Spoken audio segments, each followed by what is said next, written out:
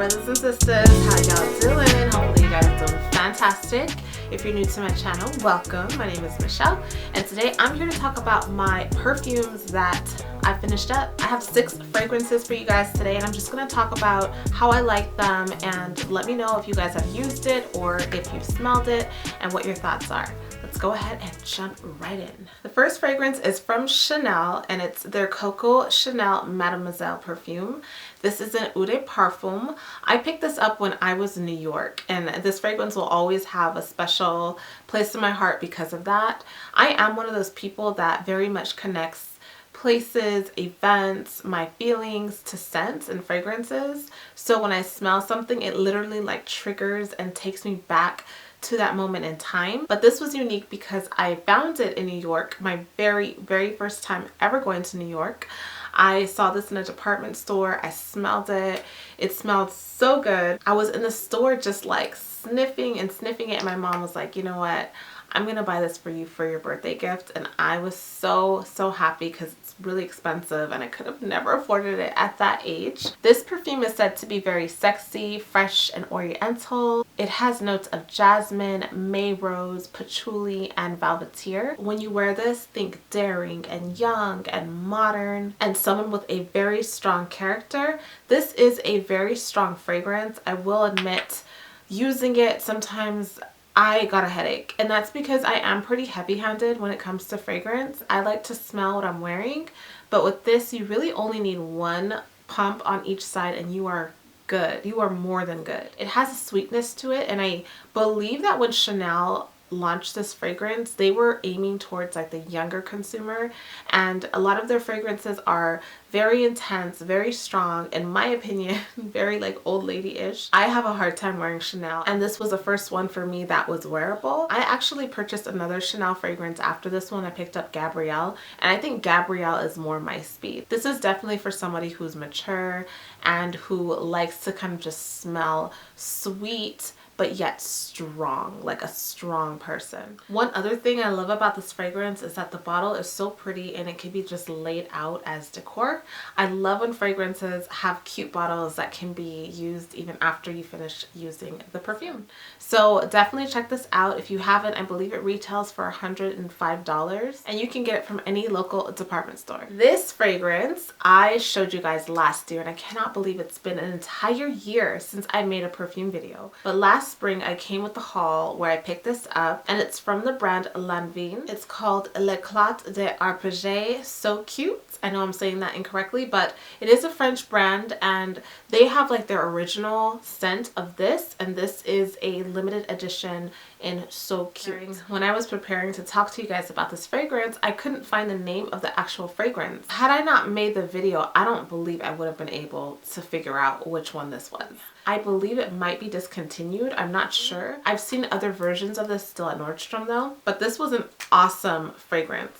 And I used it in like, I kid you not, 2 weeks. I was going ham with this thing. Oh. It's a very floral and green sweet fragrance. It has notes of Sicilian lemon, lilac, green tea leaves, peach blossom, cedar, and musk. The scent is hard to describe because it just smells good. It's one of those fragrances that I feel anyone can wear. It will work with a young person, an older person. It's good for daytime, nighttime. It's good for people who don't like heavy fragrances because it's not heavy. I think of it as a very fresh, sweet smell. I got tons of compliments wearing this. When you wear it, it smells reminiscent of something you've probably smelled before, but yet not quite. And even though the bottle looks very young and playful, it's definitely a luxury perfume. Although it's light, it's very well crafted. I don't hear a lot of people talking about this brand, but whenever I do run across their fragrances, they're really good. So let me know if you've tried it out. Next, I have a Dolce Gabbana, the One. This is a very popular fragrance. The bottle is beautiful and classy. The brand says that the bottle is supposed to be reminiscent of luxury, and that's why it's gold and it's strong. And the actual color of the fragrance, it's like a beautiful rich gold color. So sitting out, it is beautiful, and I loved just looking at it out. It is an Eau de Parfum. I believe they also carry a toilette of this. It's supposed to be a floriental scent, and it has notes of bergamot, mandarin, lychee, and pear. The fragrance is supposed to resemble strength and uniqueness, and it definitely is a unique fragrance. I will say it's not what you probably think it is. It's a complicated fragrance. It's very, very intense and strong with these very light, sort of like sweet notes. When I wear it, I feel rich. I don't know how to describe that feeling, but it feels like you're just on top of the world. You definitely have a sense of power when you wear it. I didn't necessarily like it on me. This is one of those perfumes that I smelled on other people and really liked it. But then when I wore it, I never got that feeling that I would get when I smelled on other people. So it wasn't the best match for my body chemistry, but it is a nice, strong fragrance. It just has to really go with your vibe, your personality, and who knows, you just might love it. It's definitely a statement fragrance for sure, and it's something you can wear in the evening or in the afternoon, and it's good for any season. So let me know if you've worn it. Let me know if you've smelled it. Let me know if it's part of your collection. This fragrance is from Cartier, and it's called the Brassiere Volée Essence Parfum. It is an Eau de Parfum, and it kind of just flips up like this. I think the packaging is beautiful and very, very classy. This fragrance is a version of the original Brassiere Volée collection. The whole line captures the lily flower. So if you love lily, this is a perfume for you. It's a very soft yet intense fragrance, and it has notes of lily and bourbon vanilla. This fragrance is supposed to be reminiscent of seeing lilies in full bloom. It is, again, very soft but very intense. It definitely has a powderiness to it towards the end that I think really attracts people. I've had men stop me a couple of times and ask me about that perfume because they want to like buy it for their wife. It does smell really sexy. It's definitely more of, I would say, a daytime fragrance and something I would wear maybe in the spring, early summer. I did get tired of it after a while because it is so soft, and sometimes I just want a little bit more. This is one of those fragrances that you just can't go wrong with. So if you see it, definitely check it out. This is Rebelle by Rihanna, and this is one of Rihanna's first fragrances that she came out with. She had a different version that looked like this, but it was black instead, and then this was what came out after. I own both of them, and they were both wonderful fragrances. As far as the bottle goes, it's a lot. It's not me. It's not one of those bottles I liked sitting out, but I did enjoy the fragrance. It's described as a sexy, soft, slightly masculine and spicy scent. I've seen it described as like a chocolate strawberry scent or a spicy cappuccino. It has notes of succulent plum, strawberry, patchouli, warm musk, and intense coffee. Oh man, it's nice. It is a very like strong scent, more than you would probably expect from the packaging. I consider it to be very sexy. I like it because it's mysterious. Even when I'm looking at the bottle, I'm getting like gypsy vibes, and that's how I felt when I would wear it. Like this sexy gypsy.